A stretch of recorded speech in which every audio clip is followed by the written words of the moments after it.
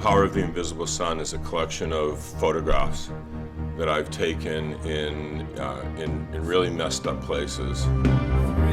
Places like Rwanda, Afghanistan, West Bank, and Nepal, and Sri Lanka. And I take photographs of all kinds of people, but for this book, I wanted to focus on children because of the power of the emotion in kids' eyes.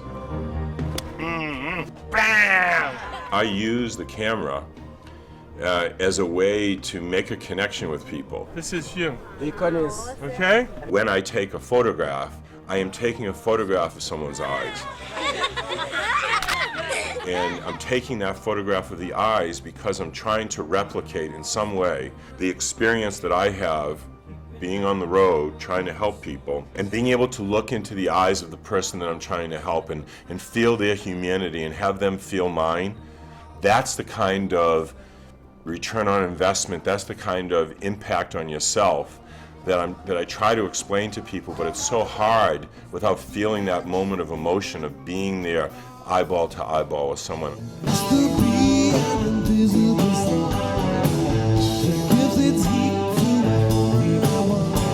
Sting asked me if he could use my photographs specifically for the song Invisible Sun while the police were touring the world. Sting wrote that song originally talking about the troubles in Northern Ireland. And he was wanting to give the song a broader meaning and a more kind of current resonance.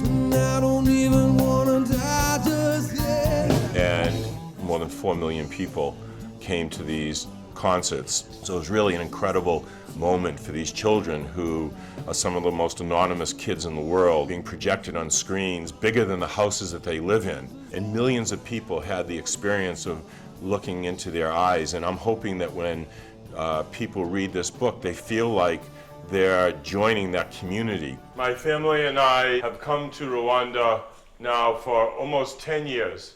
Maybe the best way to understand what I mean when I say the power of eyeball to eyeball is to tell a story about this little boy named Moses. 4 years ago, Elaine and the kids and I, were in northern Rwanda in a child soldier camp. And one of the kids really struck us as he was smaller than the other kids, and my son Shane was playing football with him, and Tess also, and we were just really kind of taken with him. And so that connection to Moses led me to want to take his photograph that day. In addition to that photograph that I took of him, I took a photograph of his football, his soccer ball, which was basically a bunch of rubbish. And he was so proud of this football, and it was heartbreaking to see, this was his only possession, really. And so Moses stayed in our hearts, and he stayed on the wall of our living room, and I'd walk by him every day. And so a year later we said, let's go back into that same child soldier camp and see if Moses is there. Wouldn't it be cool to meet him again and see how he's doing and let him know that we care about him and so forth. And so we went back to the camp, and Moses was gone.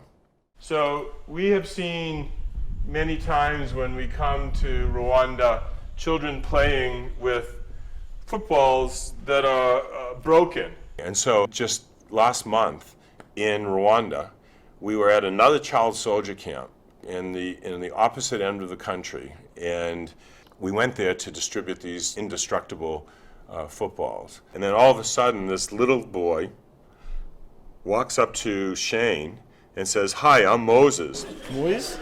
This is Moises? This is Moises. This is Moises.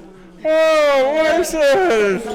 Oh. There was this moment of like disbelief that how could this possibly be Moses here after 4 years now, and after being in our hearts all this time, and his photograph on our wall. And not only that, his photograph is in my book.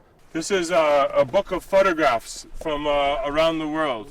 And we had all the child soldiers sit in front of us, and Moses right in the middle of the front. Now, next picture, very special person. This is somebody very special that I met 3 years ago.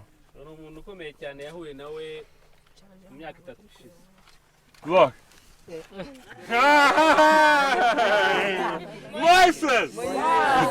He looked at it first like in disbelief, and then this huge smile came across his face. I could feel him feeling, wow, look at this. I'm important. There's a photograph of me in a book. When I decided it was important to make a ball for children to be able to play with, I remembered the ball that Moises had in Ruangeri.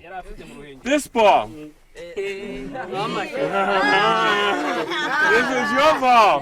So I think the amazing part of this story is that original moment 4 years ago when my family and I connected with him. That moment with him is going to end up affecting kids like Moses all around the world.